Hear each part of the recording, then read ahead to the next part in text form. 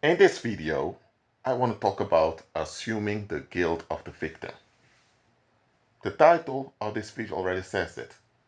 The victim is assumed to be guilty. And therefore what happened to the victim is not really that bad. So we don't have to undertake actions to deal with it as a people. So it's a form of evading responsibility. Now, this attitude of assuming the guilt of the victim is quite common. Now, when it comes to children, people can't really do it that openly anymore because anyone would look at you and become angry with you if you assume that a 4-year-old is guilty for being sexually molested. Anyone who says, well, maybe she asked for it, hey, you'll be in trouble for saying something like that. So when it comes to children, people can't do that easily because it's way too obvious that it's people forfeiting responsibility. But when you're a teenager or an adult, people will look for clues in a situation that they can use against you. So this whole innocent until proven guilty principle of the legal system in daily life, people don't use it. People assume you are guilty unless they have no choice but to admit you're innocent. That is when the situation requires their responsibility to be taken. Once a situation requires the community to reflect on themselves and to act in justice, I'm telling you, people will seek points to blame the victim so they don't have to take responsibility. This often happens. And there are people who adopt this mentality that they always assume the worst of the victim. That's why they don't have any empathy nor pity for other people. Why? Because they just don't want to deal with anything, just want to avoid every difficulty in life. You have such people. There are even people who go so far as to say that every bad thing that happened in your life, you caused it. Even if it was something that happened when you were a little baby, you caused it. Now, logically, that goes way too far, but still you have people that believe such crap. Why? Because the payoff is others don't have to feel guilty for being neglectful. Others don't have to look at themselves. Others don't have to take action. Now listen, believers. I've encountered people from various skin colors, from various backgrounds. So this is not a race issue, nor is it a culture issue. I've encountered many people who have this attitude of assuming the guilt of the victim. So it's something quite common. And it's something quite disturbing and pathetic.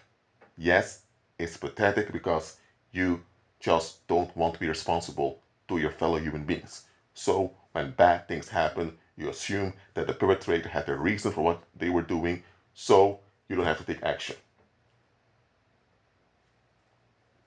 Listen, believer, anytime you notice someone has an attitude of always assuming that always, it's not an incident, it's a pattern, they always assume the guilt of the victim. Once you notice this with someone, I'm telling you, that shows what type of individual you're dealing with. You're dealing with someone that when it comes down to it, they will betray you and forfeit you just to be left alone. You're dealing with someone that would enable the worst tyrannical regimes ever as long as they can have their ease. That is the type of individual you're dealing with. You're not dealing with a responsible, well-thinking individual. You're not dealing with a righteous individual. You're not dealing with someone who's in the right mind. There are some believers who still have this attitude, but the Holy Spirit is chastening them so that they will fulfill this way of thinking. But this way of thinking of assuming the guilt of the victim, it's common in the world. When you're dealing with someone like this, I recommend you to consider whether it's wise to continue that relationship. I'm not telling you to just block the individual, to never talk to them again. Just slowly but slowly limit contact and step by step end the relationship. Do not continue relationships with people that always assume the guilt of the victim. Because, okay, let's look at this. Let's say that you're walking on your way home and two robbers jump on you and they, as they call institute, roll you. They take away your wallet and all of that.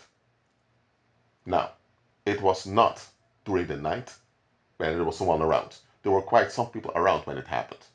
Yet none of those people cried out to the perpetrators. None of them showed any resistance. None of them even called the police.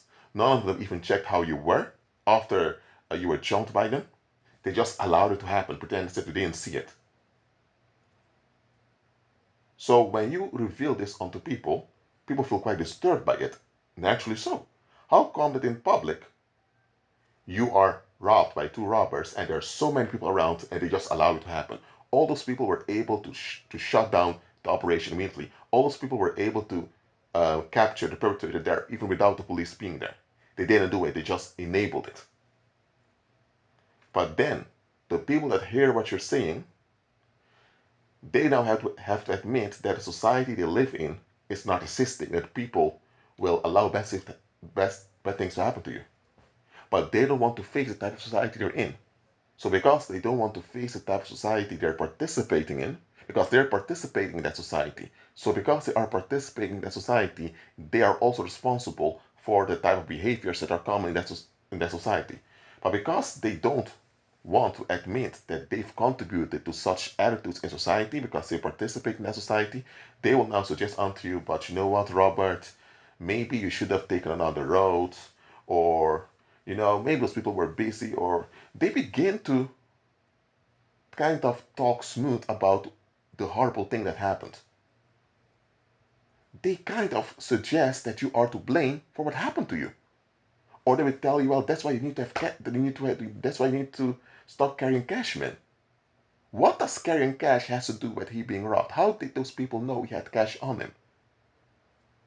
Because today when they rob you in the streets, they also often come after your bank card. So it's not always about cash. So what does having cash on you has to do with people robbing you in public and the public allowing it to happen? So they would say sometimes that's why you shouldn't carry cash, man. As if you carrying cash automatically leads to people robbing you. As if it should it's normal that if you carry cash you are to blame when people rob you. Come on. Now, some of you may have experienced different scenarios with your parents, with teachers, with maybe friends or colleagues or whoever. I'm telling you flat out here, believer. I don't care if they call themselves a brother or sister in Christ. I don't care if they are of the same ethnic group. I don't care if they are from the same neighborhood as you. I don't care how long you so called have known that individual. The moment someone persists in assuming the guilt of the victim, I'm telling you, begin to take actions to exit that relationship. Exit that relationship as soon as possible. Such people, they enable evil spirits. Such people, they enable danger. And you know what? Let me tell you one more thing. When people assume that you are guilty, even though you obviously were victimized, what that does is it brainwashes your mind into accepting victimization. Now, you are not willfully accepting victimization. Of course not. You wouldn't accept it. But by people suggesting that you are the guilty one, even though you obviously are not guilty at all, what happens is that they're gaslighting you. They're gaslighting you and bewitching you. Yes, they are bewitching you.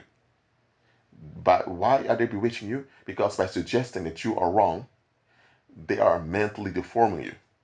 If you have been harmed out of the blue and people keep suggesting it's you, what happens is that your mind gets deformed because your mind keeps getting the message that it's your fault, even though your instinct is telling you it's not your fault. But your instinct is also revealing you how disturbing those people are. So that becomes so overwhelming for you. So after a while, you're not aware of it, but you begin to think it's you. Even I know it sounds very ridiculous, but that's how the human mind is. If you're being exposed to something over and over again, subconsciously you'll begin to believe it. If someone has told you your whole life that you cannot trust Russians, for example, there was a time that there were a lot of stigmas against Russians, or some places are, and someone has told you that over and over again, and that is what you've been exposed to over and over again. You may have encountered people from Russia that are completely fine, but because you've been conditioned over and over again to watch out for Russians, subconsciously you'll think twice before entrusting anyone that's from Russian descent. Why? You've been conditioned that way. So consciously you realize that you can't just judge where someone is trustworthy or not based on where they come from or based on their ethnicity. You know that mentally. So mentally you're sound in that, but emotionally you're conditioned to be hesitant towards being involved with Russians. That's how the human mind works. That's how the human soul operates. When you are conditioned into something, it works out often without you being aware of it. So when you are around people that keep suggesting your fault, even when there's no fault on your behind, even when it's way too obvious that you were the target, you were the victim over there, if there was no provocation on your part, there was nothing you could have done better, even if it's so obvious that it's not you, but keep suggesting that you caused it, they are bewitching you. They are setting you up to be mentally ill. Because if you are around that conditioning for a long period of time, you'll become mentally ill afterwards. Soon, when the boss is out of line, you'll think, you know what, I should work better. And other people looking at you thinking, what? The boss just lost his cool, acted way out of line, nobody tolerates that, but you think, you know what, I should have worked better. People are going to look at you and think, what? How did you end up thinking that way? How did you end up agreeing with harm against yourself? Because you were around people that kept suggesting your guilt when you were not to blame.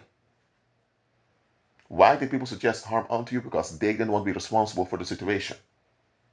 They just want to be left alone. And they expect you to leave them alone, but at the same time, they expect you to make them at ease. So you were around narcissistic people that only wanted from you, but they didn't want to give to you. But they wanted to hide their exploitation, because if they were open with exploitation, it would haunt them. And they don't want to be haunted by their own behavior. So they try to suggest some blame on your part so they could use this suggested blame to be at ease.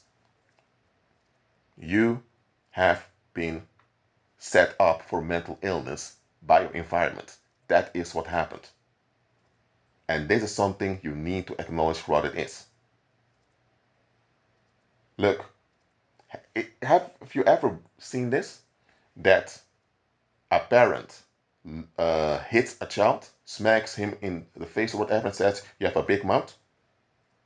But if the boss at work says something out of line about his wife or whatever, does he pick up a belt and smacks the boss? No. He needs to have respect because the boss is an authority figure. Oh, so the boss was an adult like you? You don't smack when he goes too far, but your little child or your son, you dare to smack because he needs to validate what you want to feel? Your instinct will tell you immediately that this is wrong. But the people around you would say, yeah, you have the big mouth. What's going on?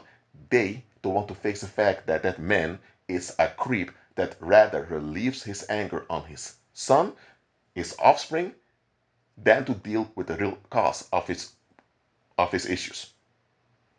They don't want to face that about that man. And they don't want to face the fact that they've enabled that for years. So they don't want to admit their parts. Then they say, well, you had the big mouth. All of us experience some type of guilt suggestion on our behalf, even when it's obvious that we were not guilty.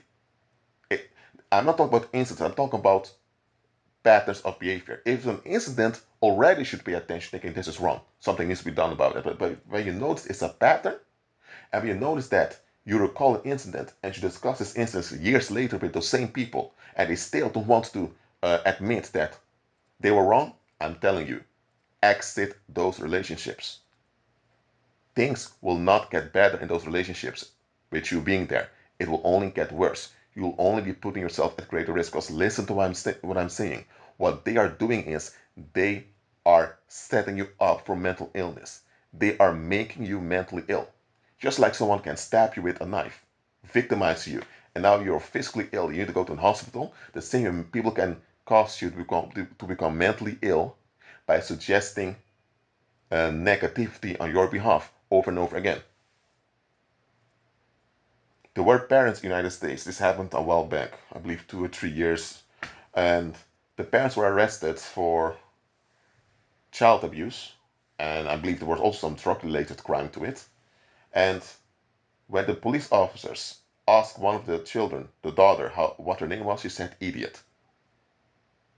She thought her name was idiot because they were verbally harassing her all the time, calling her an idiot. So you have two grown people that don't want to deal with things in their lives and they rather unload themselves on a child that can't defend herself. So the child was screamed at idiot over and over again, so the child thought her name was idiot. Now, that's an extreme case, but that's how the human mind is.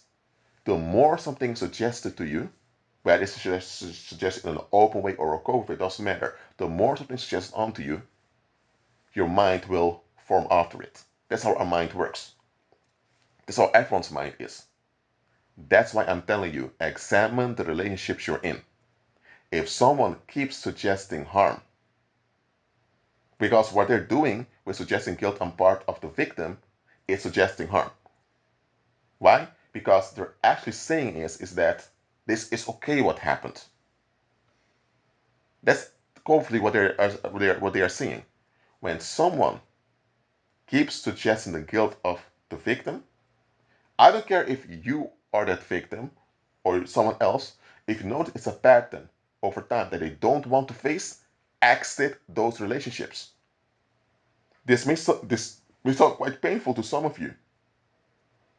Look, if something is a behavior pattern in someone and they're not aware of it, it's different. Some people are not aware that they have toxic ways of thinking. If they're not aware of it, that's different.